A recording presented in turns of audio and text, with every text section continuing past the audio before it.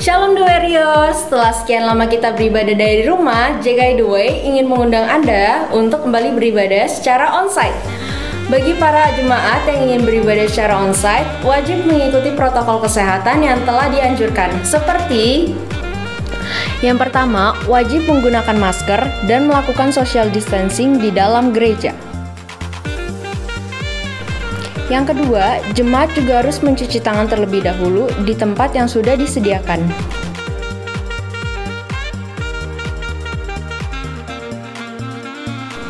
Yang ketiga, melewati penyemprotan disinfektan dan melakukan pengecekan suhu tubuh.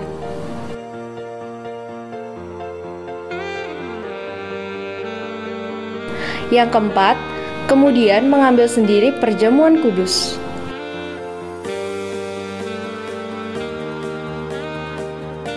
Bagi jemaat onsite, sekarang kita persembahan menggunakan QR barcode untuk mengurangi kontak fisik.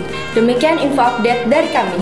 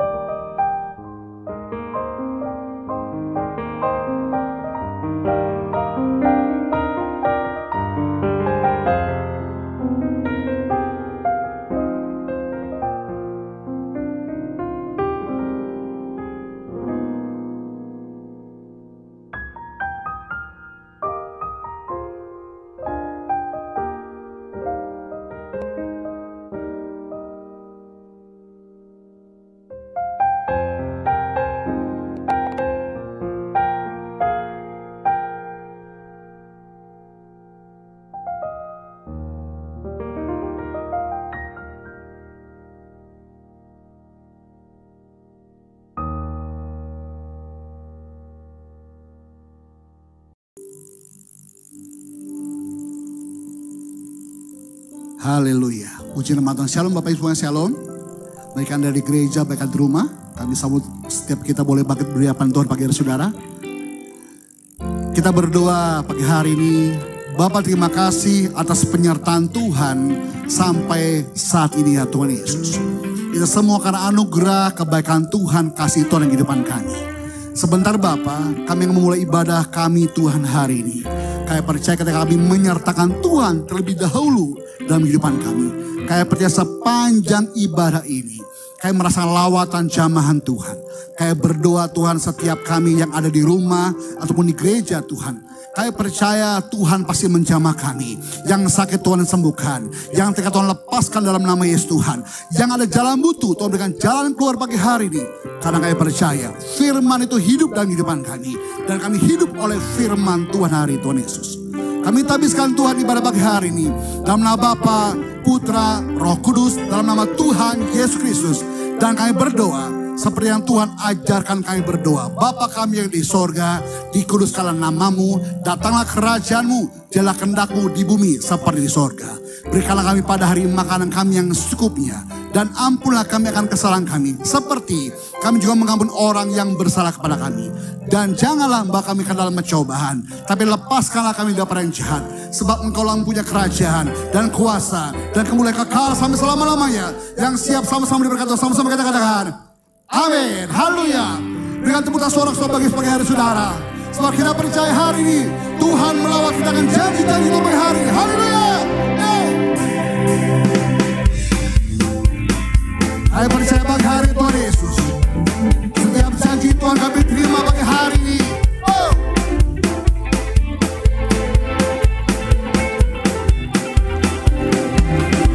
Ku terima janji Allah bagi kaum Yehuda, umatnya berdoa, memuji dan menyembah. Inilah saat yang dinanti, firman Allah telah digenapi. Tulihan berdua yang terjadi, yang melanda seluruh bumi. Ku terima semua. Ku terima janji Allah bagi kaum Yehuda, umatnya berdoa, memuji dan menyembah. Inilah saat yang dinanti, firman Allah telah digenapi.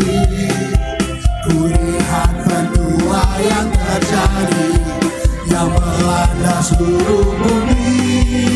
Yuk sama-sama. Tuhan memberi kegembiraan dan sukacita melimpah. Minyak yang baru dicurahkan. Haleluya. Tuhan memberi kegembiraan dan sukacita melimpah. Minyak yang baru dicurahkan. Haleluya, ku bersorak. Kami terima setiap janji Bapak yang ada sukacita. Sebab kami percaya Allah Roh Kudus mengurapikan pagi hari ini.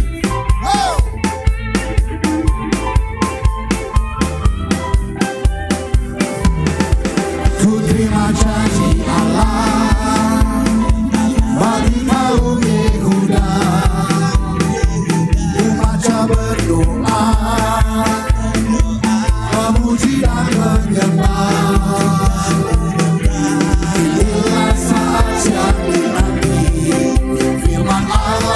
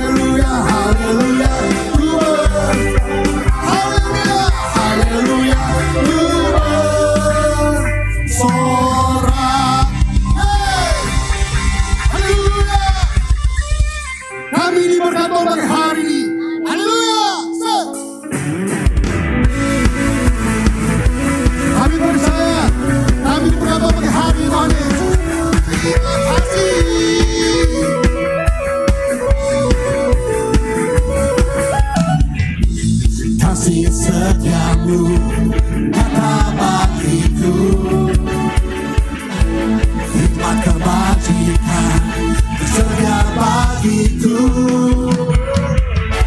Alasanku limpahkan segalanya, anugerah-Mu Tuhan, dan anugerahnya sangat besar bagiku. Semua aku diberkati, aku dilimpahi, karena alasan-Mu untuk menyediakan. Aku diberkati, aku dilimpahi atas segala anugerah Tuhan bagiku. Kami terima setiap janji-Mu Tuhan bagi kami. Kami diberkati Tuhan.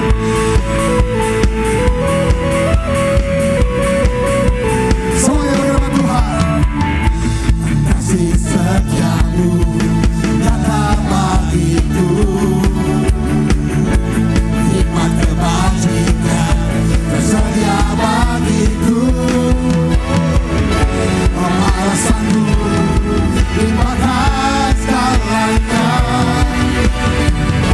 dan anugerahnya sangat besar bagiku. Hey, hey. Aku diberkati, aku dilimpahi, karena alasan-Mu untuk menyediakan. Aku diberkati, aku dilimpahi atas segala anugerah Tuhan bagiku. Yo, teman-teman bagi hari semuanya. Ya Allah yang luar biasa memberkati kita bagi hari saudara.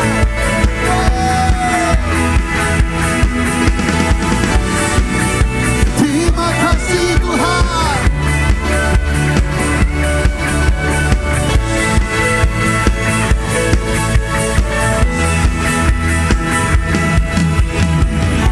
Sebab alasan-Mu limpahkan segalanya, dan anugerahnya sangat besar. Ya Allah yang sanggup bagi hari ini. Dan alasan-Mu limpahkan segalanya,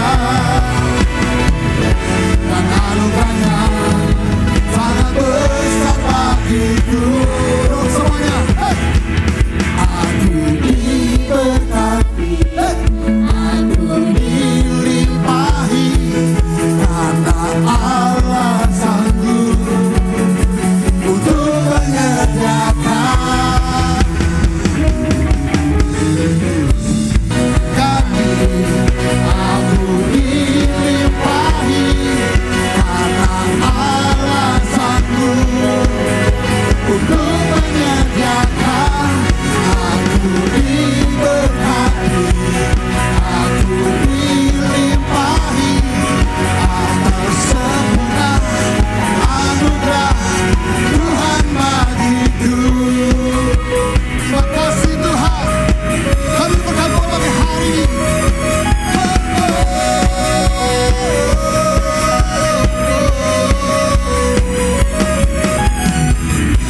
Haleluya. Selalu kembali Bapak Ibu pagi hari ini. Terima kasih Tuhan Yesus. Kau baik dalam kehidupan kami Tuhan. Penyertaan-Mu tak pernah lepas dalam kehidupan kami Tuhan Yesus. Terima kasih Tuhan. Bahwa hati kami menyembah-Mu Tuhan. Di dalam hadirat-Mu kami tenang Tuhan. Di dalam dekapan kami aman. Kasih Tuhan. Masuk hadirat-Mu Tuhan. Dengan korban pujian, masuk hadirat hadirat-Mu Tuhan, perhiaskan kekudusan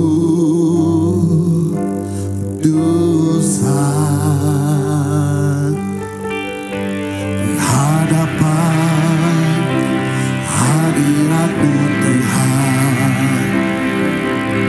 Ku rasakan kedamaian di hadapan hadirat-Mu Tuhan. Keagungan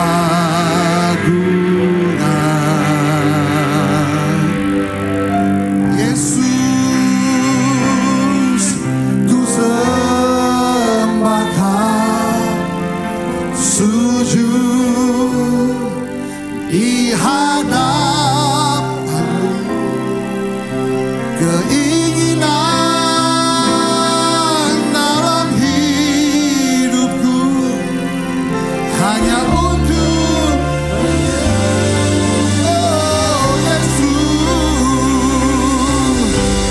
Yesus, ku sembahkan, sujud di hadapan-Mu. Keinginan dalam hidupku hanya untuk menyembah-Mu.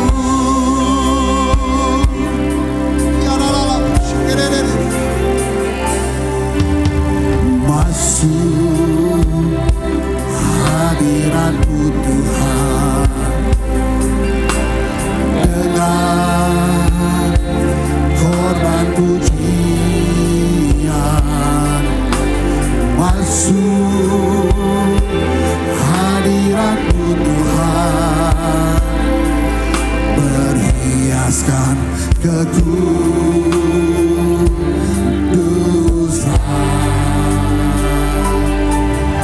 di hadapan hadirat-Mu Tuhan. Rasakan kedamaian di hadapan hadirat-Mu Tuhan. Ku nampak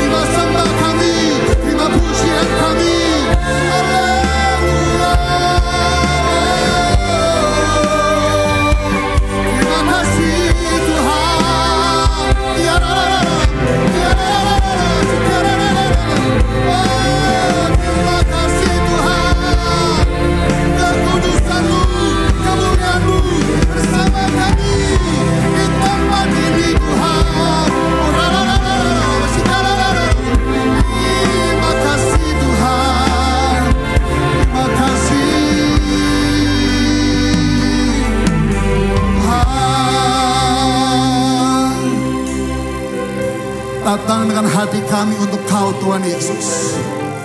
Kami percaya apa yang datang dari hati pasti menyentuh hatimu ya Bapa. Dikuduskanlah namamu, datanglah kerajaan-Mu, jalan kehendak-Mu atas kami Tuhan di tempat ini, di mana kami berada Tuhan, di bumi seperti di sorga hari ya Tuhan Yesus. Let your will become Tuhan. Bahwa setiap pergumulan kami pagi hari ya Tuhan, hanya dekat Kau saja Tuhan. Pujian kami, dupa yang harum di hadapan-Mu Tuhan, persembahan yang hidup kami berikan bagi-Mu Tuhan Yesus. Ya la la la la la.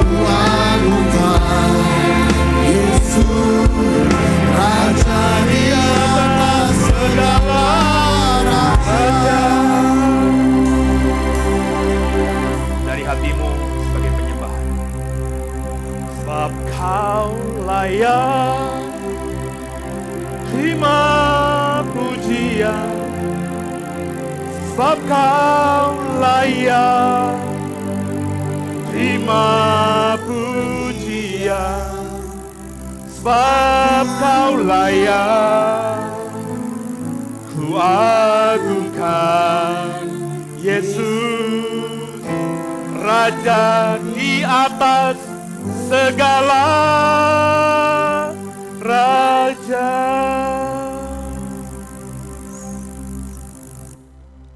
Itu iman kami, itu doa kami.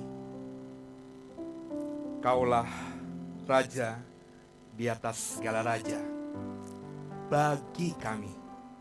Ajar kami pada minggu ini Tuhan, supaya kami yang ada di gereja-Mu ini, supaya kami yang mengikuti secara live streaming maupun yang mengikuti secara siaran tunda, kami semua diberkati Tuhan. Jangan satupun kami yang Kau lalui. Haleluya. Amin. Silakan duduk kekasih Tuhan. Shalom semuanya, senang bersama dengan saudara di minggu pagi ini. Jelek banget lah pakai, isi saya masker. Copot biar cakep dia kelihatan. Oke. Hari ini adalah hari yang baru buat komunitas kami karena kami merubah settingan ibadah saudara ya. Sesi pertama yang biasanya jam 9.45 kita ubah menjadi jam 9.15 dengan tema Bible Talk. Tadi kita ngobrol soal penciptaan, saudara. Dan cukup seru dan kita akan lanjutkan. Saya akan terus membawa The Warriors ini mengajar saudara dengan apa yang kami punya, apa yang kami miliki, supaya saudara yang mau belajar bertumbuh bersama kami dalam iman juga punya pemahaman yang sama begitu. Jadi per hari ini tanggal 10 bulan Oktober 10/10/2021 ibadah kita hanya satu kali, ibadah raya hanya satu kali yakni jam 11. Kalau mau datang bisa datang jam 11. Kalau mau ngikuti live streamingnya bisa ikuti jam 11. Tapi kalau Bapak Ibu tidak bisa karena satu dan lain. Yang ada di kiri kanan saya saja ini. Padahal bukan itu maksud tujuan saya. Ya. Saya khotbah ini untuk saudara. Sebab di mata saya dan saya tahu itu di mata Tuhan. Kau adalah pelayan Tuhan. Katakan amin dong. Kau adalah hamba Tuhan. Nah saudara, karena saya lihat, saya rasakan, saya temui banyak orang menyalahgunakan pelayanan. Pelayanan itu disalahgunakan. Mengatasnamakan pelayanan. Dengan alasan pelayanan. Padahal sebenarnya punya niat lain. Di balik itu, sengaja atau tidak sengaja, bahasa peribahasanya itu ada udang di balik batu.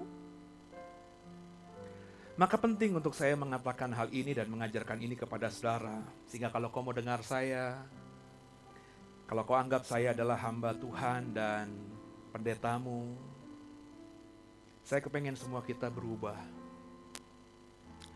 Terlebih itu gini loh Bapak Ibu, orang Kristen tuh gampang sekali atau suka banget dengan istilah pelayanan itu. Maksud saya pelayanan dalam konotasi melayani Tuhan gitu ya. Sehingga kalau ada orang ngomong, saya mau pelayanan, itu dalam perspektif kita, orang awam, keren banget dia. Melayani. Gak tahu saudara, kata pelayanan itu atau kata pelayan Tuhan itu, ya, itu langsung jadi stigma dalam benak orang Kristen secara umum, bahwa orang yang melabeli dirinya adalah pelayan Tuhan atau hamba Tuhan, itu seolah-olah seumur hidupnya, seolah-olah dia adalah pelayan Tuhan yang benar. Padahal berkali-kali saya bilang, saudara, semua yang mengaku pelayan Tuhan, termasuk saudara yang melayani Tuhan lewat pekerjaanmu, itu harus diuji dulu oleh waktu. Diuji oleh zaman.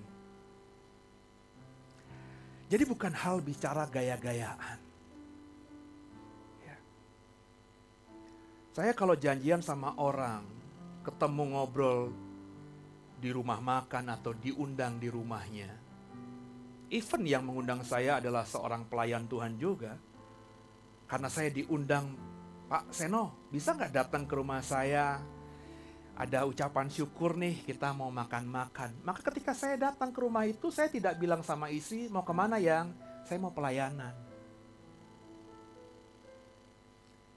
Meskipun kita ngelakuin segala sesuatu seperti untuk Tuhan, tapi Bapak Ibu harus paham juga, belum tentu pemahaman saya tentang kata pelayanan dipahami istri saya ini. Nangkep ya saudara ya? Sebab kalau saya bilang, mau kemana Pak? Mau pelayanan. Di otak istri saya mungkin beda, karena beda pendapat tadi ya. Wah, pasti suamiku mau melayani Tuhan. Mau khotbah, mau doain orang sakit, mau konselingin orang. Karena itulah stigma pelayanan dalam dunia umum. Meskipun saya memahami bahwa pelayanan itu adalah saya melakukan apapun seperti untuk Tuhan, maka itu pelayanan. Karena saya sadar bahwa orang lain belum sama frekuensinya tentang arti pelayanan itu dengan saya, maka saya berhati-hati ketika menggunakan stigma atau terminologi pelayanan itu. Saya kan bilang sama istri saya, ke rumah teman SMA gue diundang makan, dia punya rumah baru. Katanya ucapan syukur, maka saya kan bilang begitu sama istri saya. Nangkap saudara ya? Yang saya mau tekankan adalah kejujuran. Mahal. Dengerin saya semuanya, mahal. Hari ini kejujuran itu jauh lebih mahal daripada emas, Pak. Jauh lebih mahal dari rumah di BSD yang harganya gila-gilaan sekarang. Beneran. Lu mungkin boleh punya rumah 2-3, mobil 5-6. Mungkin boleh deposito kita di bank itu nilainya bisa menghidupi bahkan sampai 7 turunan di bawah kita. Tapi dengarkan saya, kau belum tentu memiliki yang namanya kejujuran. Dan kalau boleh jujur, saya udah ngomong, saya bukan orang hebat ketika dipanggil Tuhan, saya brengsek. Dan saya bilang sama saudara, setan ke depan itu akan menggocok saya doa soal apa? Soal kelemahan saya di masa lalu, dan saya akui di mimbar ini bahwa dulu di masa lalu saya yang paling susah saya lakukan adalah jujur. Karena saya terbiasa untuk gampangin masalah, sehingga ketika ketahuan sama orang, saya gampang itu berbuat yang tidak jujur itu dalam perkataan. Saya adalah orang yang pernah melukai hati orang tua saya luar biasa, Pak. Pak, Bu, minta uang buat SPP semester genap ini. Berapa, Le? Ya, uang SPP-nya sekian, uang SKS-nya sekian. Ya, aku ngambil 24 SKS, Pak, Bu. Tapi hari itu, di masa kegelapan saya cuma ngambil 15 SKS. Gue bilangnya 24. Nyokap bokap percaya aja. Sebab bapak ibu saya bukan orang yang dunia pendidikan. Bapak saya cuma sampai sarjana muda terus dia masuk tentara. Ibu saya itu bahkan gak pernah ngecap sekolah tinggi. Dia SD, kemudian dia merantau jauh dari Kediri, Jawa Timur ke Bandung sekolah perawat. Equal dengan SMP, tapi dia bukan SMP. Jadi dia nggak belajar matematika, perawat, nangkep ya. Setelah selesai perawat, dia nggak SMA, dia sekolah kebidanan. Zaman itu equal dengan SMA. So ibu saya paling gampang, dan di rumah tangga orang tua saya yang megang uang siapa? Ibu. So karena saya terbiasa bohong, terbiasa menikmati kebohongan itu, saya semakin terjebak dalam dosa itu, susah keluarnya. Kasih Tuhan biji mata Tuhan. Tapi setelah saya bertobat, apakah gampang langsung hidup dengan kejujuran? Kagak, gua mati-matian, Pak. Mati-matian untuk bisa berkata ya di atas ya, tidak di atas tidak.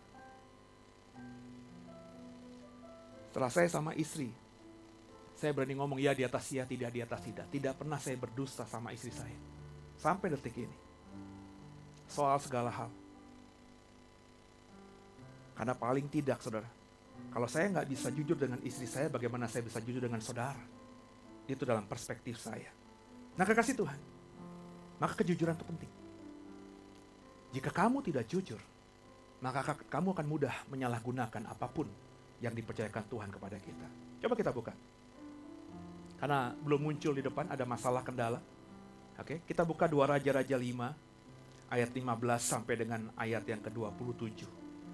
2 Raja-Raja 5, ayat 15 sampai dengan yang ke-27, saudara ya. Saya baca buat saudara nih. Dengan cepat ya. Bapak Ibu siapkan Alkitab saudara, 2 Raja-Raja 5, ayat 15 sampai 27. Kemudian kembalilah ia dengan seluruh pasukannya kepada abdi Allah itu. Setelah sampai, tampillah ia ke depan Elisa dan berkata, "Sekarang aku tahu bahwa di seluruh bumi tidak ada Allah kecuali di Israel. Karena itu terimalah kiranya suatu pemberian dari hambamu ini. Tapi Elisa menjawab, demi Tuhan yang hidup yang di hadapannya aku menjadi pelayan. Sesungguhnya aku tidak akan menerima apa-apa, dan walaupun Naaman mendesaknya supaya ia menerima sesuatu, ia tetap menolak. Akhirnya berkatalah Naaman, jikalau demikian biarlah diberikan kepada hambamu ini tanah sebanyak muatan sepasang bagal. Sebab hambamu ini tidak lagi akan mempersembahkan korban bakaran atau korban sembelihan kepada Allah lain, kecuali kepada Tuhan. Dan kiranya Tuhan mengampuni hambamu ini dalam perkara yang berikut. Apabila Tuanku masuk ke kuil Rimon, maksudnya raja dari Aram, sembahannya, jenderal atau panglima Naaman ini, masuk ke kuil Rimon untuk sujud menyembahnya di sana, dan aku menjadi pengapitnya, sehingga aku harus ikut sujud menyembah dalam kuil Rimon itu. Kiranya Tuhan mengampuni hambamu ini dalam hal itu. Maka berkatalah Elisa kepadanya, pergilah dengan selamat. Setelah Naaman berjalan tidak beberapa jauh daripadanya, berpikirlah Gehazi, bujang Elisa, abdi Allah. Sesungguhnya Tuanku terlalu menyegani Naaman orang Aram ini dengan tidak menerima persembahan yang dibawanya. Demi Tuhan yang hidup, sesungguhnya aku akan berlari mengejar dia dan akan menerima sesuatu daripadanya. Lalu Gehazi mengejar Naaman dari belakang. Ketika Naaman melihat orang itu berlari-lari mengejarnya, turunlah ia dengan segera dari atas kereta untuk mendapatkan dia dan berkata, selamat. Jawabnya, selamat. Tuanku Elisa menyuruh aku mengatakan, baru saja datang kepadaku 2 orang muda dari pegunungan Efraim, dari antara rombongan Nabi. Baiklah berikan kepada mereka setalenta perak dan 2 potong pakaian. Naaman berkata, silakan ambillah 2 talenta. Naaman mendesak dia dan membungkus 2 talenta perak dalam 2 pundi-pundi dan 2 potong pakaian, lalu memberikannya kepada 2 bujangnya. Mereka ini mengangkut semuanya di depan Gehazi. Setelah mereka, siapa mereka ini? Gehazi dan 2 bujang Naaman yang mengangkut 2 talenta itu dan 2 pakaian tadi. Sampai ke bukit, disambutnyalah dari tangan mereka, disimpannya di rumah siapa? Gehazi, dan disuruhnya kedua orang itu pergi, maka pergilah mereka. Baru saja Gehazi masuk dan tampil ke depan tuannya, berkatalah Elisa kepadanya, dari mana Gehazi? Jawabnya, hambamu ini tidak pergi kemana-mana. Tapi kata Elisa kepadanya, bukankah hatiku ikut pergi ketika orang itu turun dari atas keretanya mendapatkan engkau? Maka sekarang engkau telah menerima perak dan dengan itu dapat memperoleh kebun-kebun, kebun jaitun, kebun anggur, kambing domba, lembu sapi, budak laki-laki dan budak perempuan. Tapi penyakit kusta Naaman akan melekat kepadamu, kepada anak cucumu, untuk selama-lamanya. Maka keluarlah Gehazi dari depannya dengan kena kusta, putih seperti salju. Kekasih Tuhan, cerita ini mungkin sudah pernah kita baca. Tapi izinkan saya membagikan apa yang Tuhan taruhkan di hati saya dalam ibadah minggu ini. Gehazi. Siapa Gehazi? Alkitab katakan bujangnya Elisa. Bujang itu apa? Orang bisa langsung gampang bilang, oh itu budaknya, pembantunya. Kalau kita lihat bahasa aslinya, bujang itu menggunakan kata Ibrani na'ar. Na'ar itu dalam terjemahan Inggris lad dalam bahasa Inggrisnya, anak laki-laki. Jadi siapakah Gehazi ini, saudara? Kalau saya mengatakan Gehazi ini adalah anak muda, usianya mungkin masih remaja, saudara. Yang menjadi salah satu dari murid Nabi. Dulu Bapak Ibu kalau kau membaca sejarah sebelum Elisa, Elisa itu siapa? Elisa adalah murid dari Nabi Elia. Elia itu punya sekolah Nabi. Kalau Elia gurunya punya sekolah Nabi, ketika urapannya turun pada Elisa, kira-kira Elisa punya sekolah Nabi apa tidak? Punya, itu logika. Maka Gehazi ini adalah anak-anak yang belajar dari sekolah Nabi itu, mau menjadi Nabi, mau melayani Tuhan. Dan dia terpilih di antara anak-anak laki-laki lain yang ada di sekolah Nabi itu. Orang yang terpilih dan mengikuti Elisa, saudara. Dia ikut Nabi yang terhebat, namanya Elisa. Bergaul intim dengan siapa? Dengan Elisa. Tapi menariknya, dengarkan saya, tidak transfer hal yang baik yang dimiliki Elisa kepadanya. Kita selalu berkata, saya pun pernah berkata, teramat sering, jaga pergaulanmu. Pergaulan yang buruk bisa merusakkan yang baik. Tapi dengarkan saya, meskipun ada pengaruh yang di sekitar kita atas kita. Entah itu pengaruh baikkah, entah itu pengaruh yang burukkah. Tapi tetap saudara dan saya itu punya free will, kehendak bebas. Gehazi pergaulannya dengan siapa? Dengan Elisa. Siapa Elisa? Nabi yang keren, super bingit. Tapi yang transfer baik itu gak sampai ke Gehazi. Di sini kita belajar, saudara, free will atau kehendak bebas yang kau miliki, itu menjadi pembeda antara kau dan aku dengan dia dan kau, saudara. Hari ini semua dengar firman Tuhan yang sama dari mulutnya saya.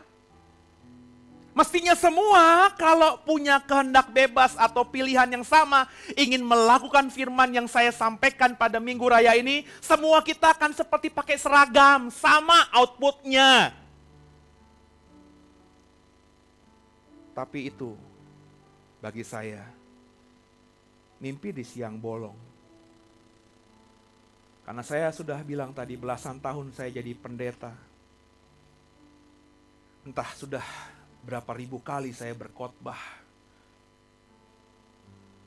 Tapi yang dengar khotbah saya, outputnya tidak sama. Elia punya prinsip. Dalam konteks cerita kita, prinsipnya dia tidak memilih untuk menerima sesuatu dari Naaman. Jangan diputarbalikkan isunya, oh kalau pelayan Tuhan tidak boleh menerima apapun dari orang lain. Bukan itu isunya. Sebab kalau Elisa adalah nabi yang tidak pernah menerima apa-apa dari umat yang dia tolong, maka Elisa hidupnya bagaimana? Dia nabi loh saudara.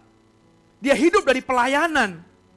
Dia dapat berkat dari pelayanan. Cuma dalam konteks cerita ini dia tidak memilih untuk menerima sesuatu dari Naaman. Yang kita sebenarnya nggak tahu apa alasannya Elisa tidak mau terima pemberian Naaman. Padahal Naaman merasa sudah dipulihkan Tuhan. Naaman tuh bertobat bener luar biasa loh. Ketika dia mau beri kepada Elisa, Elisa menolak. Naaman bilang apa? Kalau gitu, bahasa saya ya, izinkan aku ambil tanah dari rumahmu ini ya. 1 pedati ya. Karena tanah ini aku percayai kudus.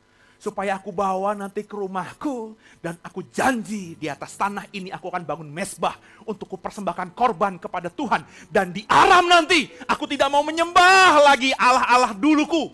Masa laluku. Cuma tolong izinkan aku. Kalau nanti tuanku Raja Aram masuk ke kuil Dewa Rimon. Menyembah kepadanya. Karena aku pengapitnya. Tolong dimengerti aku harus ikut sujud. Tapi hatiku tidak menyembah Rimon. Hatiku menyembah Elohim. Tuhan-nya besar. Baca baik-baik. Yahweh. Tuhanmu Nabi. Oke? Nangkap sampai situ? Saya mikir kenapa Elisa gak mau terima. Mungkin karena Elisa berpikir, ini orang kafir. Ketika orang kafir dapat mujizat dari pelayananku, terus aku terima sesuatu dari dia, orang kafir ini nanti bisa berpikir, sama aja kayak pendeta-pendeta agama lain. Elisa mungkin berpikir, lebih baik aku tidak terima. Supaya Panglima Naaman ini tahu, siapa Tuhan yang kulayani. Supaya paling tidak kesan pertama yang didapatnya dari apa yang kulakukan itu baik. Sehingga dia boleh bertumbuh dalam iman yang positif nantinya. Mungkin itu argumentasi Naaman. Atau ada yang lain, I don't know. Tapi itu keputusannya. Dan yang menariknya saudara, kemudian muncullah si bujang Naar, anak kecil, anak remaja, yang menjadi pembantunya Elisa, yakni Gehazi, yang berpikir apa tadi? Kalau kita baca di ayat yang ke-20 tadi, aduh ini tuanku ini mungkin gak enakan sama Panglima Naaman kali ini ya. Sehingga dia segan untuk menerima. Maka aku mau lari aku mau dapatkan Panglima itu. Untuk dapat sesuatu daripadanya. Maka Gehazi lari menyusul rombongan Naaman yang sudah mau kembali ke Aram. Ketika lihat ada orang yang mengejar, Naaman yang lagi bersyukur, melihat dan berhenti. Turun dia, bayangin Panglima turun. Untuk menghampiri siapa? Bukan Elisa, saudara. Menghampiri bujangnya Elisa, itu artinya si Naaman benar-benar sudah berubah. Dia tahu yang ngejar dia itu bukan Elisa. Hanya bujang, anak muda, anak remaja. Tapi dia mau turun. Dia sudah dalam pertobatan kalau dalam bayangan saya. Dan apa yang dilakukan Gehazi? Dia menerima. Isunya sekali lagi Bapak Ibu, bukan masalah menolak atau menerima. Isunya bukan di situ. Jadi apa yang salah pasti dari Gehazi? Yang saya dapatkan, kalau kita melihat ayat 20, dikatakan Gehazi tidak taat otoritas. Gehazi tahu bahwa nabi yang diikutinya, guru yang diikutinya, tuan yang diikutinya sudah menolak. Dan itu adalah keputusan dari orang yang ada di atasnya, otoritas di atasnya. Tapi dia tidak mau taat sama otoritas itu. Dia membangkang Elia. Kekasih Tuhan, biji mata Tuhan. Ini secara aplikasi keseharian sering kita lakukan, hubungan suami istri begitu. Di awal-awal pernikahan saya dan Silvi, ketika ada lagi penyesuaian, ya, dia keras, saya sering berkata-kata begini. Istri itu tunduk sama suami. Ya, saya ngomong begitu, apakah Silvi tidak tahu? Ayat itu, tahu Pak. Tapi saya ingin menekankan kepada dia bahwa kalau aku sudah memutuskan, kamu harus ikut. Apapun argumentasimu, kamu harus tunduk. Tunduklah kepada suami seperti kau tunduk kepada Allah. Dulu di awal-awal tahun-tahun awal kami menikah, mungkin bahkan sampai sekitar 9-10 tahun usia pernikahan kami. Ya, saya terus ngomong itu sama dia, tapi hampir tahun-tahun belakangan ini pernah gue ngomong gitu lagi yang? Enggak. Gue gak pernah ngomong gitu lagi sama dia. Kenapa? Dia sudah paham. Meskipun keputusan saya mungkin tidak sesuai dengan isi hatinya dan bagi saya itu lumrah karena kita adalah dua orang yang berbeda. Tapi dalam posisi rumah tangga, Silvi sudah tahu siapa saya. Dalam hubungan juga di kantor, di tempat usaha Pak. Meskipun keputusan pimpinan itu tidak sejahtera, kita tidak suka. Ini melanggar etika saya Pak. Tapi itu perusahaan atasanmu yang memutuskan. Dia mengambil keputusan B padahal kita maunya A. Siapa kita? Ini logika yang sederhana.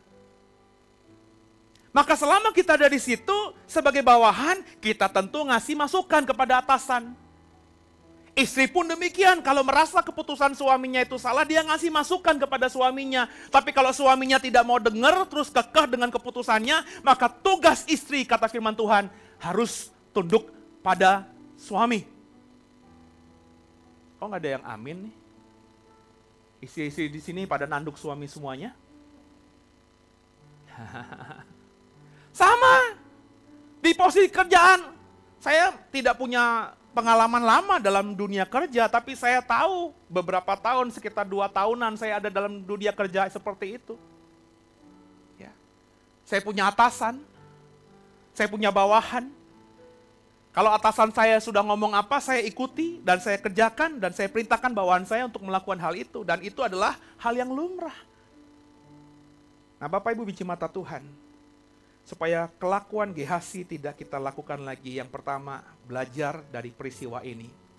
Taatlah pada otoritas.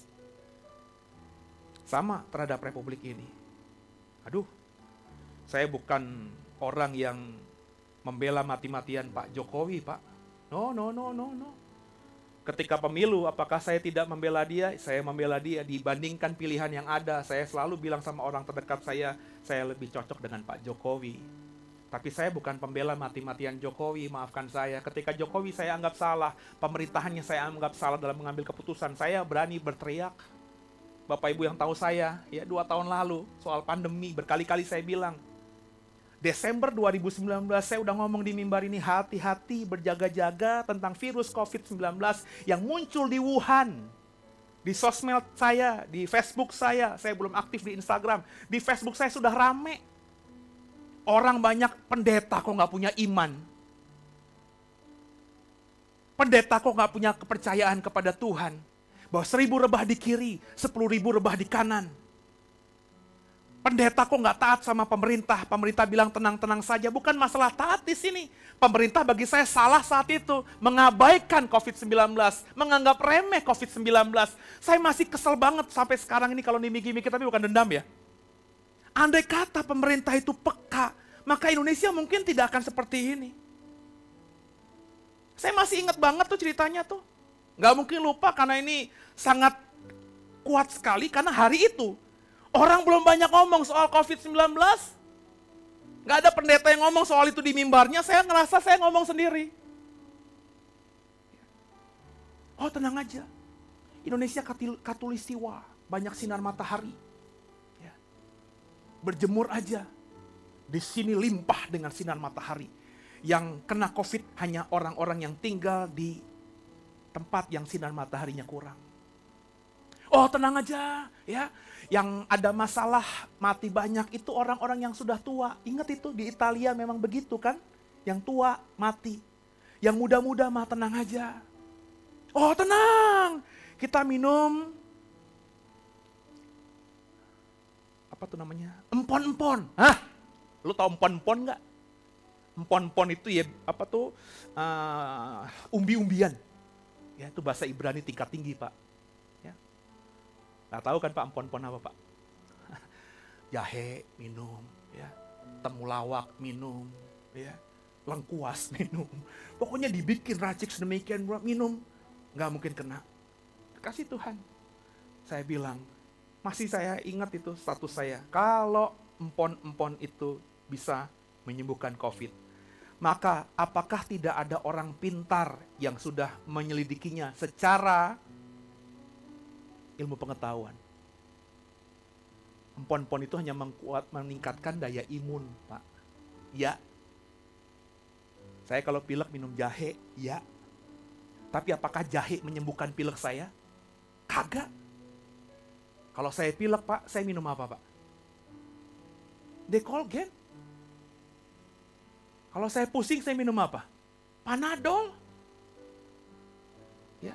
Tapi untuk supaya saya nggak pusing, supaya saya nggak pilek, saya menjaga itu dengan apa? Mengkonsumsi hal-hal tadi. Kekasih Tuhan, biji mata Tuhan. Maka kita harus belajar taat sama otoritas. Yang kedua, masih di ayat 20 tadi. Gehasi, kesalahannya apa? Berharap sesuatu yang bukan haknya. Yang berhak terima pemberian dari Naaman itu adalah Elisa, bukan Gehasi. Banyak orang itu merasa bahwa ini hakku, padahal kalau mau jujur bukan haknya dia. Mengatasnamakan orang itu hak saya, padahal bukan sama sekali jeripayah dia. Elisa memilih untuk tidak menerima pemberian Naaman. Mestinya Elisa berhak terima itu. Dan kalau Elisa terima pemberian Naaman, itu dicatat di Alkitab, saya bilang itu lumrah. Tapi ketika Elisa tidak menerima, maka aneh kalau bujangnya mengatasnamakan Elisa untuk menerima yang bukan haknya dia. Ini juga kesalahan banyak yang saya lihat di dalam kehidupan kita di akhir zaman. Bukan hak kita, kita mengklaim.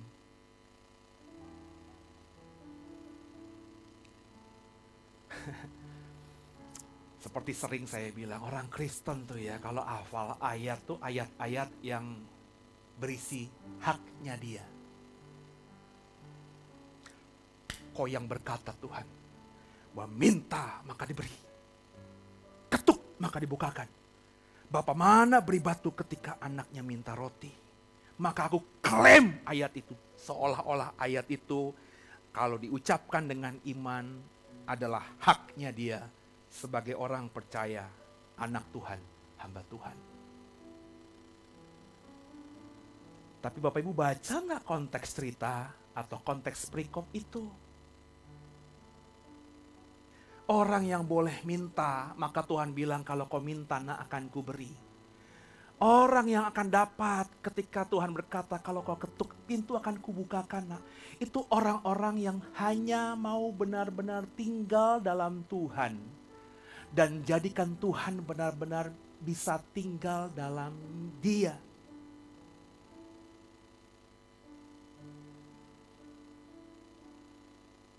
Aku klaim janji Tuhan, itu hakku Tuhan. Bahwa Kau berjanji damai sejahtera aku akan seperti aliran sungai yang tidak pernah berhenti. Seolah-olah benar, tapi nggak dibaca utuh. Tuhan memang janji kepada kita, nak, akan kuberikan limpah damai sejahteramu seperti aliran sungai yang nggak pernah berhenti. Tapi baca konteksnya, hal ini akan kuberikan kepadamu, baca ayat-ayat di atasnya. Jika kau mendengarkan perkataanku dan melakukannya. Orang Kristen tuh kan gampang banget memperkosa firman, Pak.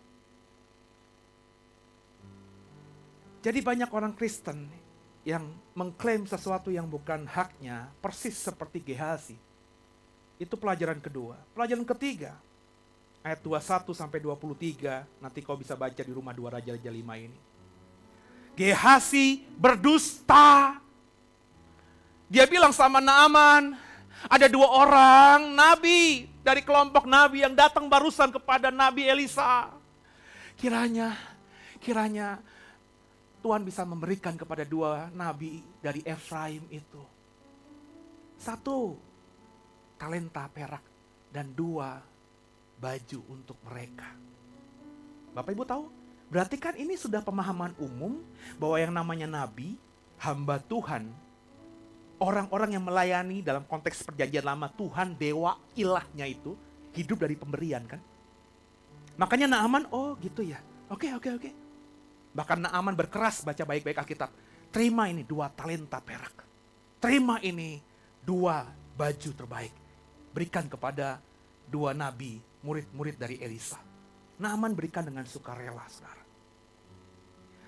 Tapi cerita ada 2 nabi dari Efraim itu adalah hoak, dusta, kesaksiannya palsu, ucapannya bohong.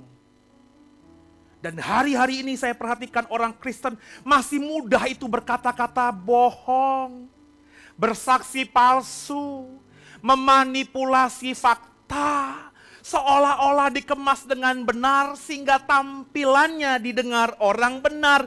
Padahal itu kebohongan yang dibalut sedemikian rupa tampak seperti kebenaran.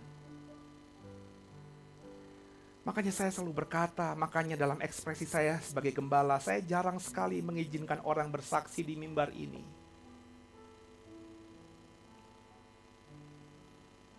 Saya mendengarkan kesaksian siapapun saya akan dengarkan. Lu semua punya kesaksian, minta ketemu saya nggak akan pernah nolak saudara. Saya akan dengarkan kesaksianmu. Tapi seheboh apapun kesaksianmu, saya nggak akan izinkan kau bersaksi di mimbar Tuhan ini. Jika apa? Jika saya belum menguji kesaksianmu. Dan kesaksianmu akan kuuji dengan apa? Sederhana, dengan waktu. Ketika saya lihat sepak terjangmu, hidupmu, gayamu, pikiranmu, tindakanmu dalam kehidupan sehari-hari. Sama dengan kesaksian yang pernah kau ceritakan padaku bertahun-tahun yang lalu. Dan kalau ku anggap sebagai gembala itu penting untuk disaksikan, saya akan bicara. Ku berikan mimbar ini untuk kau bersaksi tentang apa yang pernah kau ceritakan padaku 2 tahun lalu, 3 tahun lalu. Kenapa saya begitu? Karena saya sadar hari ini orang suka banget itu yang namanya hoax. Bener gak sih? Orang Indo itu ya, malas ngebaca. Lihat YouTube thumbnailnya. Bapak Ibu tahu thumbnail nggak?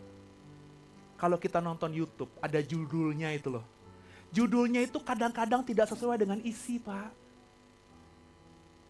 Sama tuh, ya. Kau baca koran digital hari ini, kadang-kadang judul headline-nya sama isi itu langit dan bumi, Pak. Kita tuh karena males bacanya cuma headline doang, terus langsung komentar. Udah gitu nggak tabayun. You know tabayun? Itu istilah yang saya suka tuh. Pak Seno kok pakai istilah-istilah Islam ya? Itu bukan istilah Islam, itu bahasa Arab. Yang kemudian yang memang diikuti karena mayoritas kita orang yang suka dengan terminologi Arab. Tabayun itu apa? Cross check, check and recheck. Hanya dapat dari satu sumber media, langsung kita berekspresi. Tanpa kita lihat, ada nggak dikonfirmasi di berita-berita lain.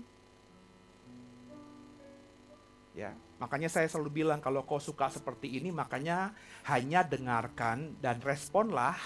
Kalau yang paling mudah itu kalau nggak suka baca utuh, cuma suka baca headline-nya itu kantor-kantor berita atau sumber berita yang memang sudah terekam jejaknya tuh bagus.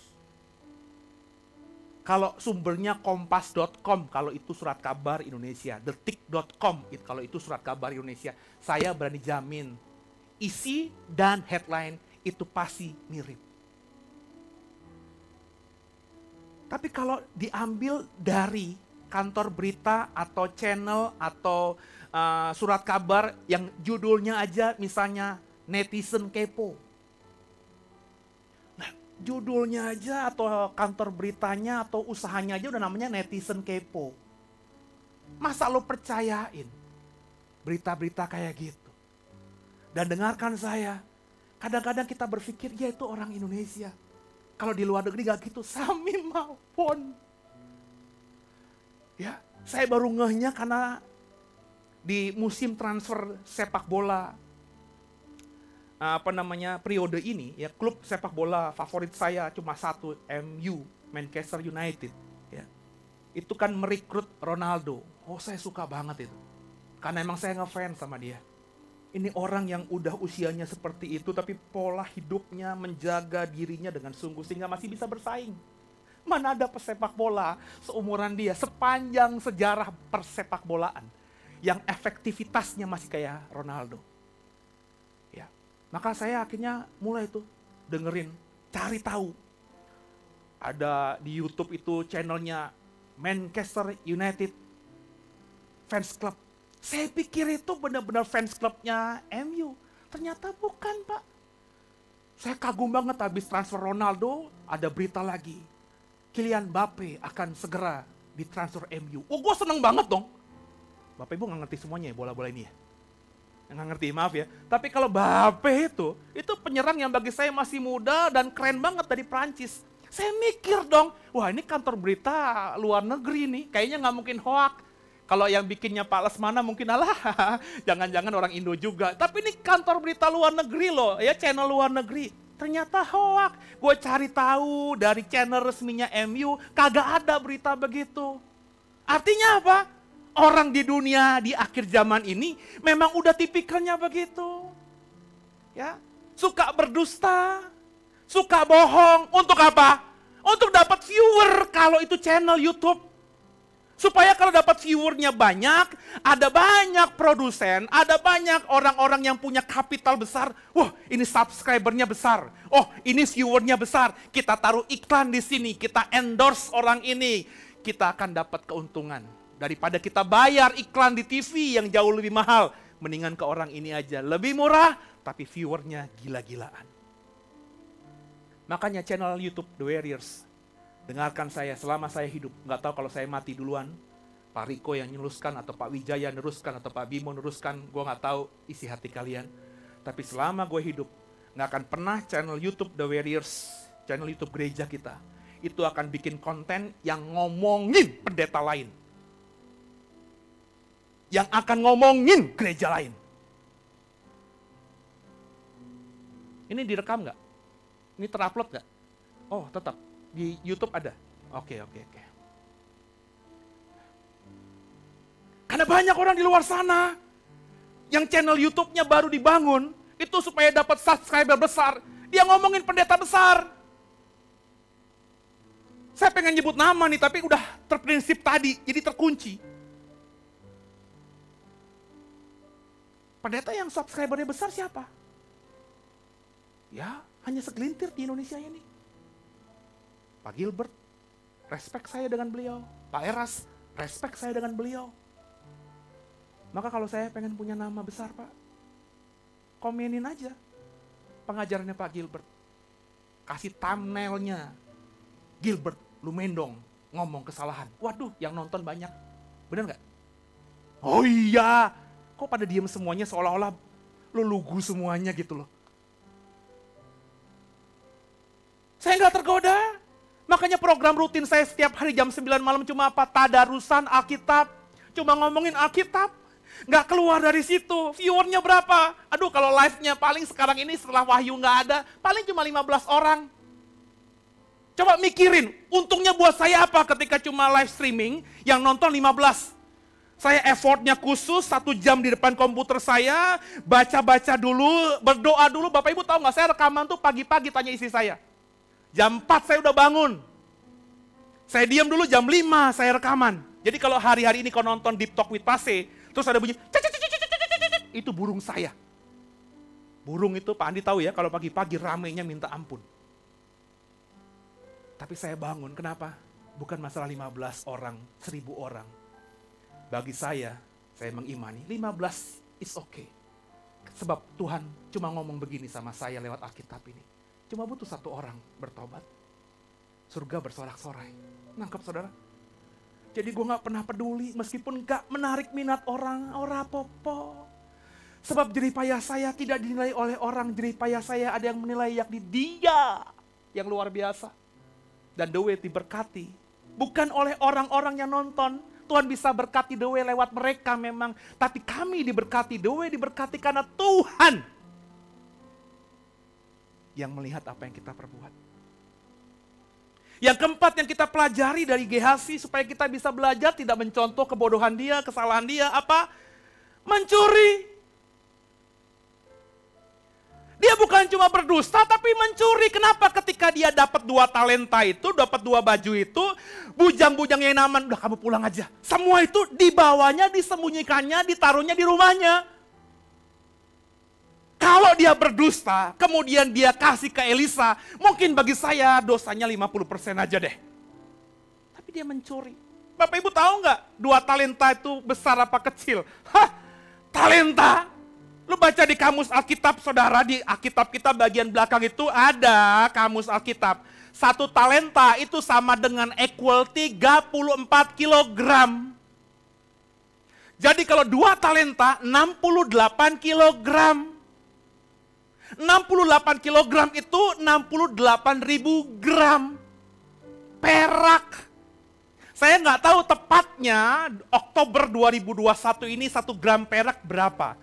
Cuma seingat saya ketika, saya selalu kalau di awal tahun itu, ngelihat ke depan ini kita akan terjadi resesi ekonomi itu dari harga emas, dari harga perak, dan juga dari nilai mata uang yang terkenal, terbesar. Meskipun itu pun masih diragukan, tapi ukuran saya begitu. Saya masih ingat di Januari itu saya lihat 1 gram perak, kalau tidak salah senilai Rp17.000. Tolong dikoreksi kalau saya salah. Rp17.000 1 gram dikali 68.000. Ada 2 talenta tadi. Itu saya hitung kurang lebih 1,2 miliar rupiah.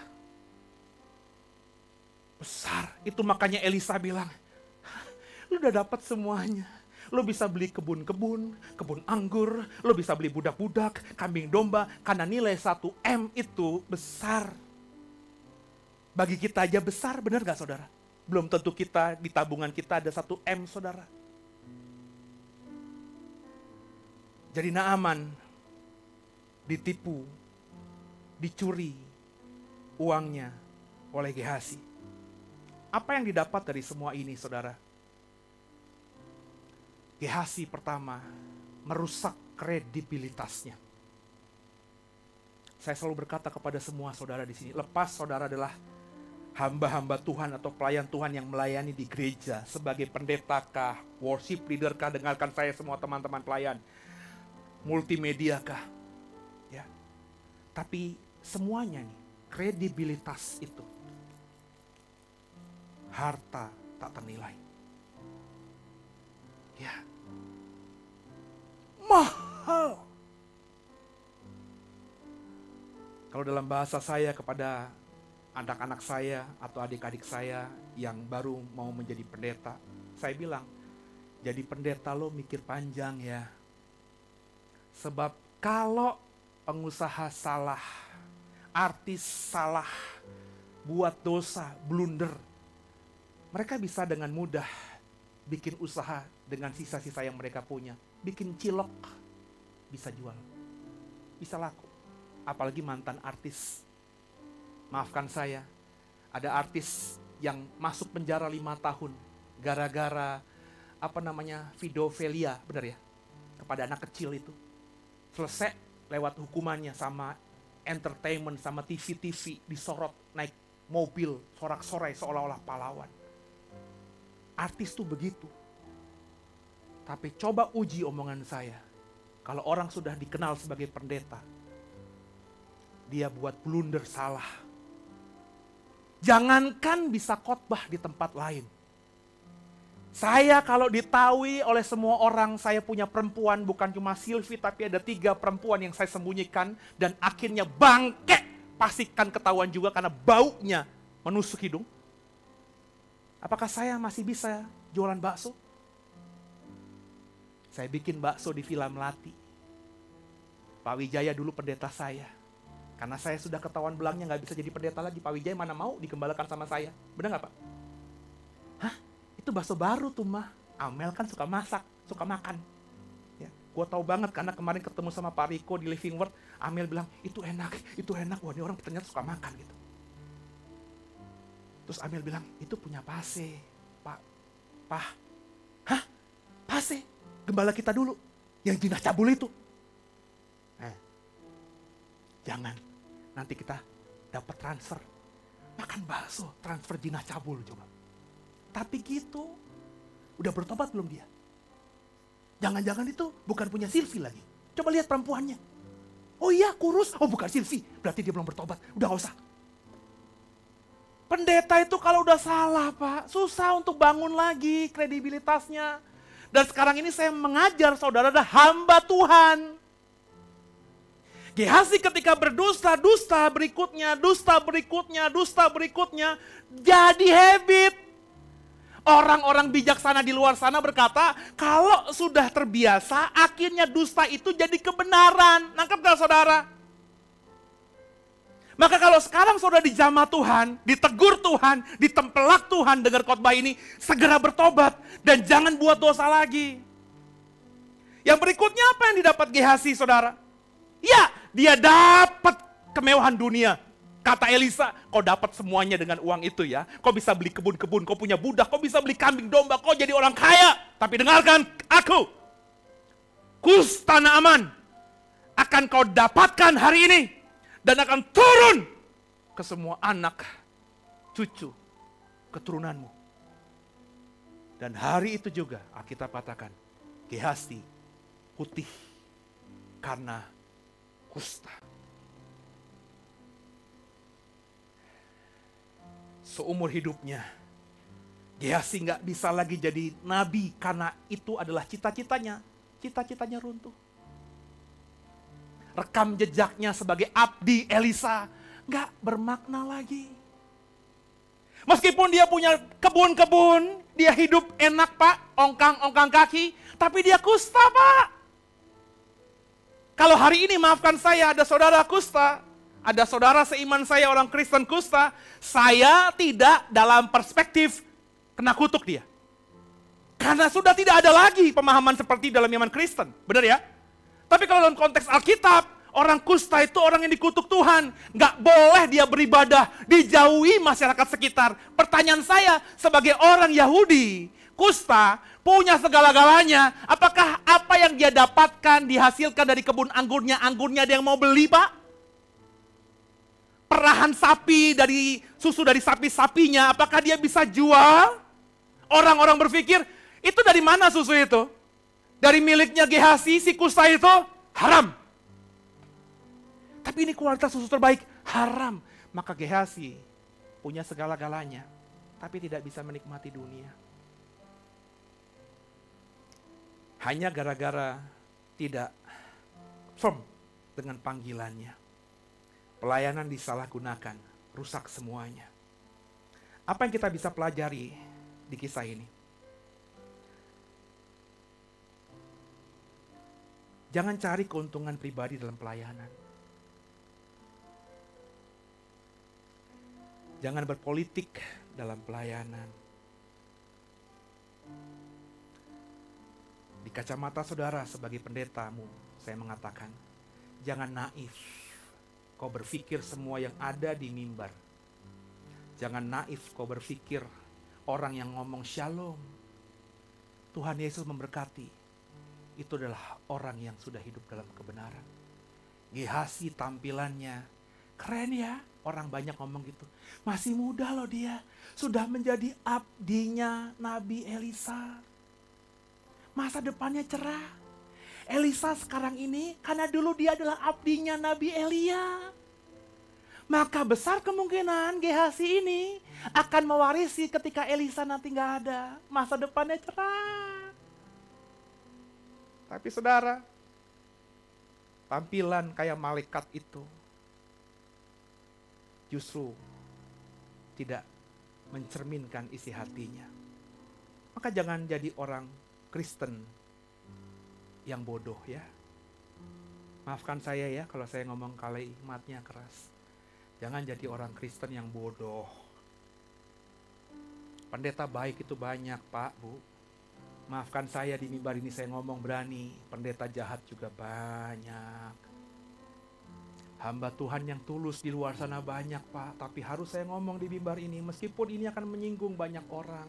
Hamba Tuhan, tampilan hamba Tuhan yang jahat itu juga banyak. Ada ustadz terkenal, saya nggak mau sebut nama. Terkenal, pakai bingit, masih muda, sebaya saya. Terus dia menyadari ekonomi umat itu besar, oke? Dan dia mulai berbisnis syariah. Ayo nabung, ayo taruh di sini, kita bangun ekonomi umat. Terkumpullah duit Pak. Yang bukan cuma 100 juta, bukan cuma 1 M Pak, ratusan M kalau nggak T-an Pak. Hari-hari ini kalau kau baca surat kabar, ada kesaksian dari Aceh, ada kesaksian dari Padang, yang notabene kota-kota yang jauh dari ibu kota ini dan kota-kota yang dikenal sebagai pusatnya dari agama itu, yang bersaksi, ngomong di YouTube banyak banget. Saya nabung di sini, sampai sekarang duit saya nggak cair. Dan ustadz itu hari-hari ini kalau kau cari di YouTube, cari di TV-TV, gak ada lagi. Tenggelam tiba-tiba. Tiarap tiba-tiba. Kalau ustadz ada yang seperti itu, pendeta ada nggak yang seperti itu? Tolong respon saya dengan jawab begini atau begini. Hah? Oh yang diem aja ini ya, nggak mau takut salah gitu ya. Saya nih, Seno nih, sampai pusing saya nih.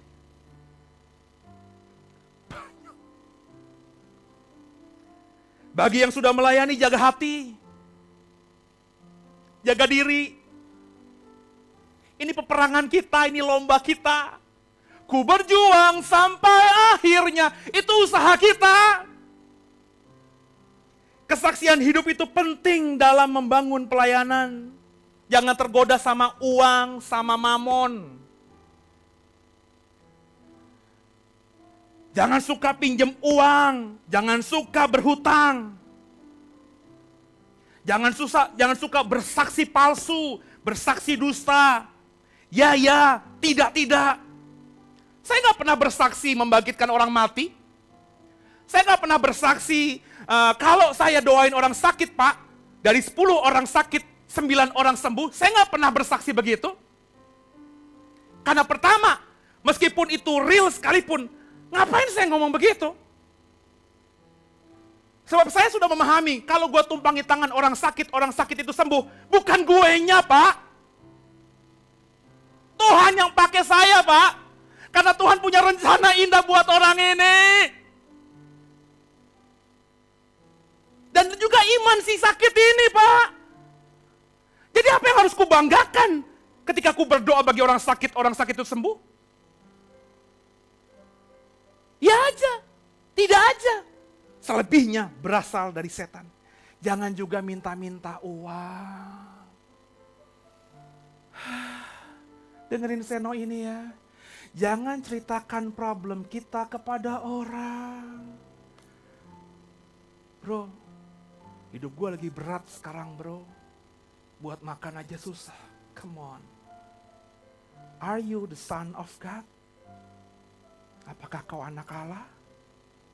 Kalau kau beriman kau adalah anak Allah, kira-kira lo bisa berekspresi nggak ngomong begitu sama orang lain? Katanya anak Allah. Tapi kok ceritakan masalah kepada orang yang tendensinya pasti minta belas kasihan orang itu.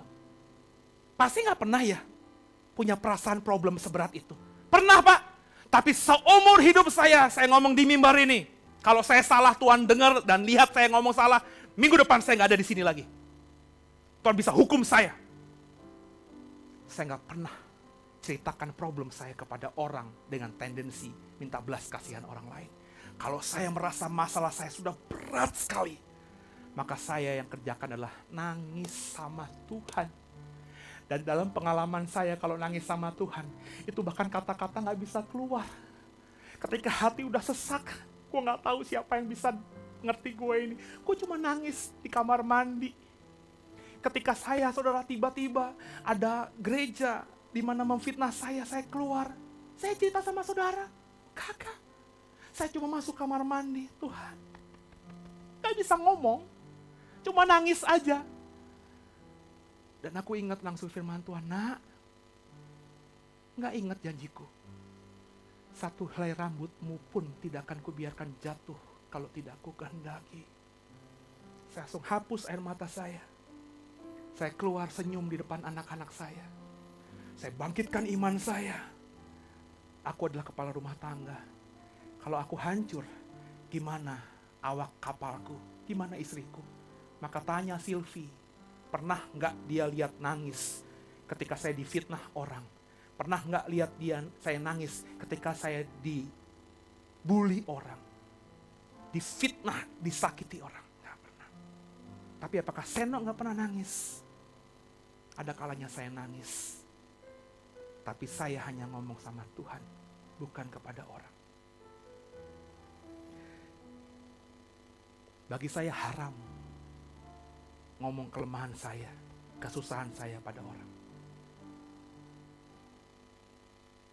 Sebab kalau saya ngomong sama Pak Andi misalnya, sama Pak Wijaya misalnya, sama Pak Bimo misalnya, bro, dukung doa ya, bahasanya Alkitabiah ya Pak, dukung doa ya, supaya minggu ini pas bayar uang sekolah anak, saya punya uang. Kira-kira apa di otak lo, Bim? Gila, Pak Seno berarti gak punya uang, bener gak? Kalau diberkati banyak uang, Bim, amin dong. Lo kasih gue gak? Kasih lah, tanpa saya minta kan? Karena saya pakai bahasa halus tadi. Dan dengerin gue, Bim, dengerin gue yang lainnya semuanya. Saya gak pernah gitu, haram bagi saya. Saya kalau minta kepada Tuhan, maka itu kebanggaan saya. Pride-nya Seno ini. Sehingga saya bisa ngomong apa adanya. Kenapa? Saya gak pernah punya rekam jejak seperti itu. Bahkan tanya Bimo. Ketika saya kemarin berkati orang di Manado, saya bilang sama Bimo, Bim, kita punya teman namanya Pak Edi, pastor pendeta di sana. Beliau selalu japri gua kalau gua ke Manado mampir ke gerejanya. Tolong hubungi dia. Ya, gua ke sana tanggal sekian. Karena saya sudah janji, ya Pak, saya kalau ke Manado akan hubungi Bapak. Bimo hubungi, bener?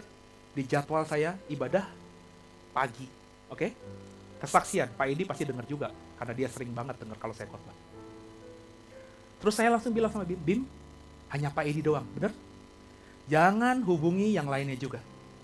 Padahal teman-teman saya di Manado yang Bimo kenal, dan saya juga punya banyak link banyak untuk cari pelayanan hari Minggu. Banyak Pak, kalau saya ngomong. nggak usah. Akhirnya saya melayani di tempatnya Pak Edi pagi. Oke? Dia ada pelayanan sore, terus kami makan siang. Terus dia nanya dengan lugunya dia, "Pase, sore pelayanan di gereja teman kita?" "Enggak." "Pasti nggak ada pelayanan sore?" "Nggak ada." "Kenapa nggak bilang?" "Loh, kenapa gitu? Kan gue udah bilang sama via Bimo, gue hari ini ada di sini." "Ya gue pikir tuh sore lo udah terjadwal." Dia sampai bilang, "Coba kalau gue tahu lo nggak terjadwal, ya mendingan di tempat kita lah, diberkati lah, gue juga diberkati." Tapi saya begitu, Pak. Saya ke Blitar. Emang saya kalau ke Blitar, kau berpikir saya telepon orang Blitar gitu ya? Saya ada jadwal sini? Kagak. Mereka yang terus tanya, sampai hari ini mereka terus tanya kepada saya. Dan kalau saya posting sesuatu, ada jadwal pelayanan ke Surabaya, mereka selalu bilang, "Jangan lupa mampir Blitar." Om Heru, bahkan ketika saya berkati anaknya hari Sabtu, dengarkan saya ya. Terus Om Heru tanya, "Kamu pulang kapan, Sen?" "Saya pulang mungkin Minggu pagi. Atau ya Sabtu, kalau bisa kekejar saya pulang aja langsung." "Janganlah. Kamu pulang Senin atau Selasa aja." Saya nggak ada pikiran kalau saya pelayanan berkati anaknya hari Sabtu, Minggu harus terjadwal. Dan karena memang itu dadakan, ya, sudah terjadwal sama orang di Blitar, Om Heru yang nyariin. "Kamu pelayanan di Tulungagung ya, Sen? Kamu pelayanan di kota-kota ini ya, di sekitar, ada yang di Malang dan lain sebagainya." Om Heru yang nyariin. Saya tidak minta pelayanan. Iya di atas ya, tidak di atas tidak. Dan itu kebanggaan buat saya. Saya pengen semua begitu. Jangan salah gunakan pelayanan yang dipercayakan Tuhan kepada kita. Kalau saudara mengerti, hidupmu dalam berkat Tuhan yang luar biasa. Hari ini, kerjakan bagianmu. Jangan kayak Gehasi. Bukan haknya, tapi diharapkan dan diminta. Dia bisa dapat. Iya, dia dapat. Tapi dengan kusta, apa yang dia rasakan dengan kehebatan yang dia miliki? Kau bisa punya emas, kau punya perak dengan apa yang kau berbuat dengan berbohong, berdusta, menipu orang sana sini. Pertanyaan saya, apa ada damai sejahtera? Kalau orang punya salah, telepon masuk dari nomor yang dia tidak kenal, kira-kira gimana? Kalau saya punya masalah dengan Pak Bimo, saya sebut aja karena dia saudara saya, nggak salah paham pasti. Terus dia telepon saya, nggak mungkin saya, "Aduh, Bimo, aduh. Kalau nggak ada masalah, saya akan telepon. Bukankah itu damai sejahtera? Kalau saya nggak pernah nyimpan kebohongan dengan istri saya pulang malam kayak apapun, dia nggak mungkin curiga. Dan terbukti kalau dulu saya sebelum pandemi pulang malam, sampai rumah dia udah tidur. Dalam hati gue, kok nggak nungguin gue siang? Karena dia nggak curiga. Dia nggak pernah tanya-tanya juga, yang di mana? Gue nggak pernah dapat WhatsApp dari dia. "Di mana, Pak? Udah jam segini nih, Pak." Nggak pernah. Karena gue buktikan bukan cuma ucapan, lewat tindakan. Selama belasan tahun saya jadi suaminya dia. Nggak pernah saya cheating. Nggak pernah saya main perempuan. Bahkan untuk sekedar cengangas, tengenges. Kasih Tuhan, hidup di bumi seperti di surga akan kita dapatkan kalau kau tidak menyalahgunakan pelayanan. Haleluya. Tundukkan kepala. Makasih Tuhan Yesus buat ibadah minggu ini. Doa agar ibadah ini jadi berkat buat semuanya. Dan sebentar kami mau masuk dalam perjamuan Tuhan, menyatu dengan tubuh darah Yesus. Kuduskan kami, ampuni salah dosa kami, sehingga berkat yang kami bawa pulang bukan hukuman. Bapak Ibu angkat roti, saya undang semua untuk bangkit berdiri. Kalau belum dapat, bisa ambil di depan saudara. Imani sungguh yang kita makan bukan lagi roti hosi biasa, tapi tubuh Yesus. Dan bersama saya dengan imanmu. Dalam nama Tuhan Yesus, inilah roti yang turun dari surga. Inilah tubuh Yesus Kristus yang tergantung di atas kayu salib. Kami percaya oleh setiap bilur Yesus yang kami makan dengan iman. Oleh kuasa tubuh Yesus yang terpecah-pecah dari ke atas kayu salib ini, kami semua sudah dipulihkan. Segala kutuk penderitaan, kutuk sakit penyakit, kelemahan tubuh, bahkan semua vonis dokter, kuasa setan iblis tidak berkuasa lagi atas tubuhku. Karena tubuh kami adalah bait Roh Kudus. Kami diciptakan kembali baru, serupa, segambar, seperti Allah. Dalam nama Yesus, Inilah roti yang turun dari surga. Inilah tubuh Yesus Kristus yang sudah memulihkanku sempurna. Makan dengan imanmu. Tubuh Yesus.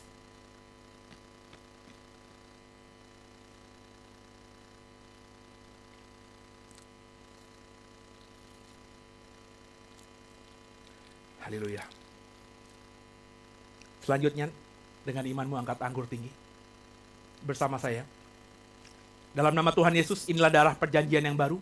Darah Yesus Kristus yang tertumpah dari atas kayu salib.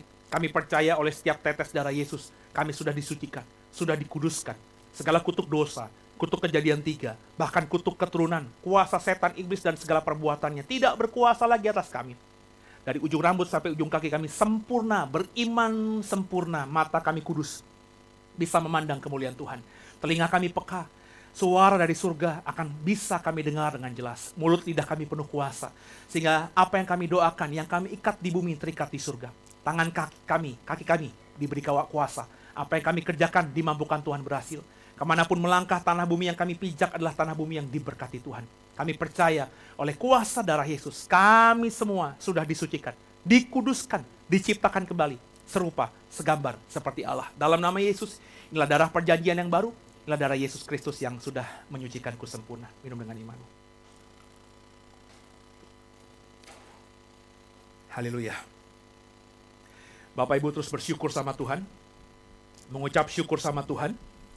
Sambil kita mengucap syukur, saya akan membawa kita dalam doa syafaat. Dan kita akan mendoakan beberapa nama yang berhari jadi di sepanjang minggu ini.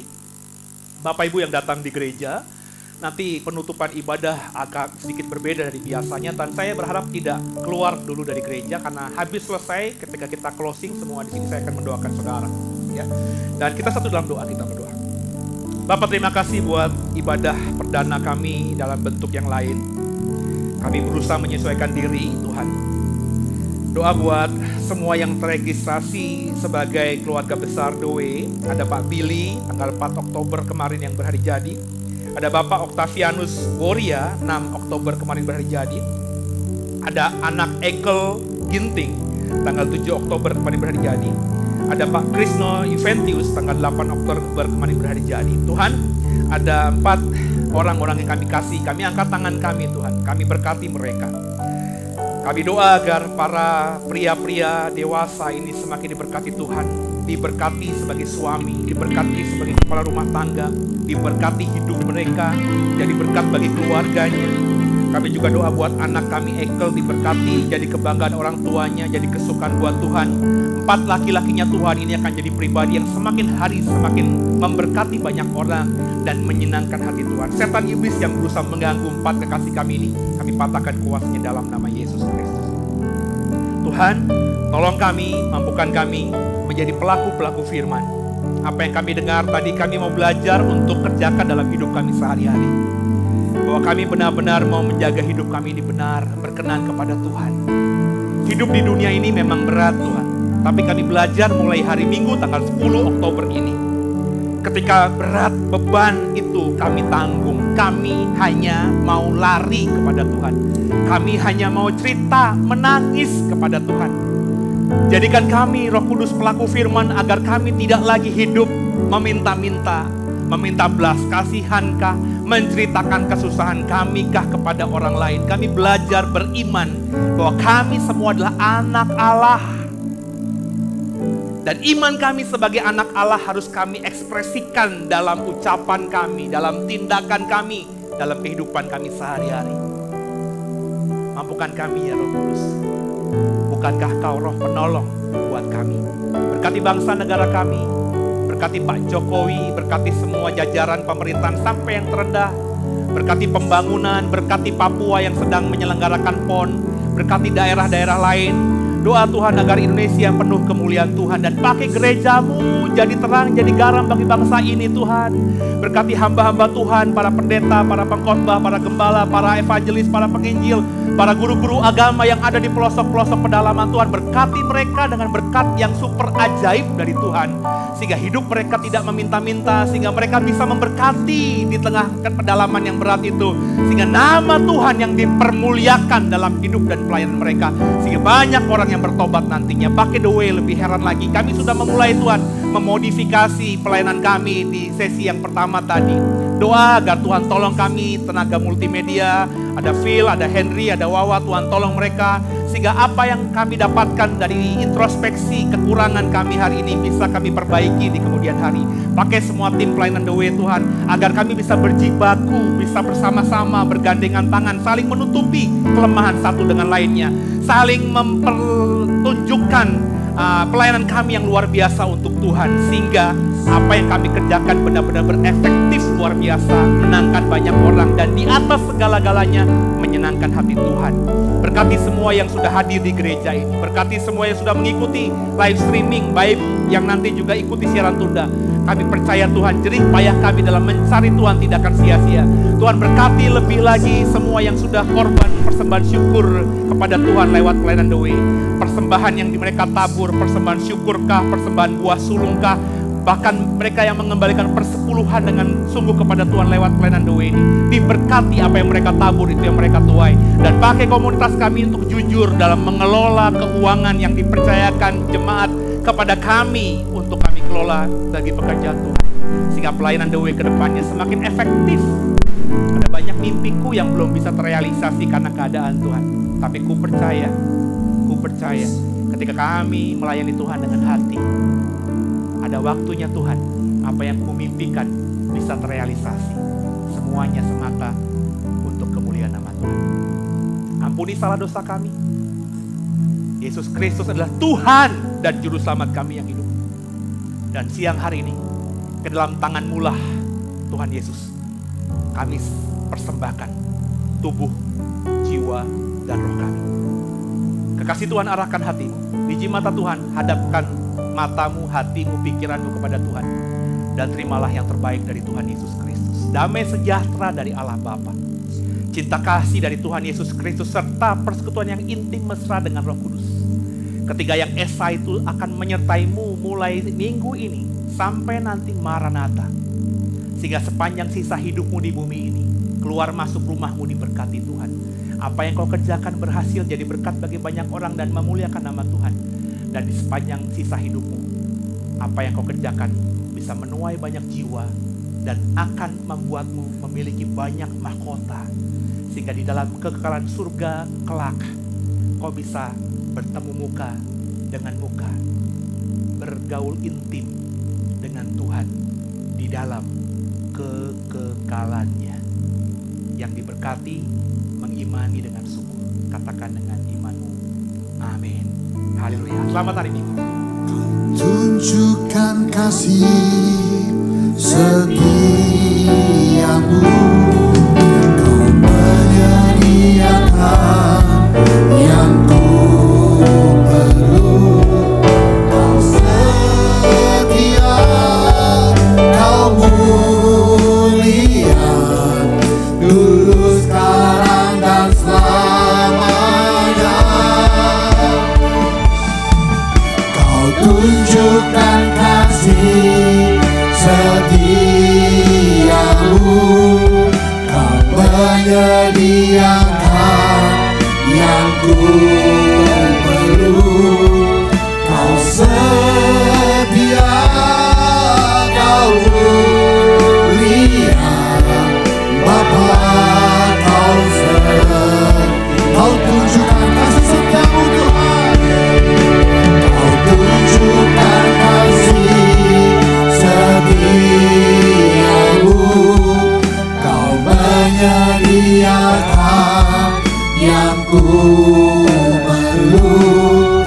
Kau setia, kau mulia, dulu, sekarang, dan selamanya. Kau tunjukkan kasih setiamu, kau menyediakan yang ku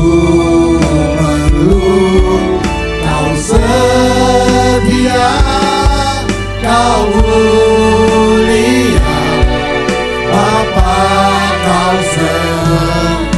setia Tuhan, Kau setia, Kau setia, Kau setia, Kau setia, Kau setia, Kau mulia, Bapa, Kau setia. Selamat hari Minggu. Tuhan Yesus berkata semua. Shalom.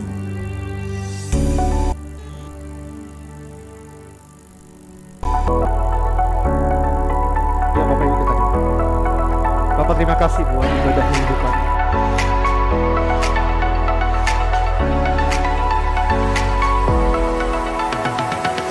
Bagi Bapak Ibu yang merasa diberkati dan ingin memberkati kami lebih lewat dana, dapat disalurkan melalui scan barcode berikut ini atau ditransfer melalui rekening yang ada di layar Bapak Ibu Saudara.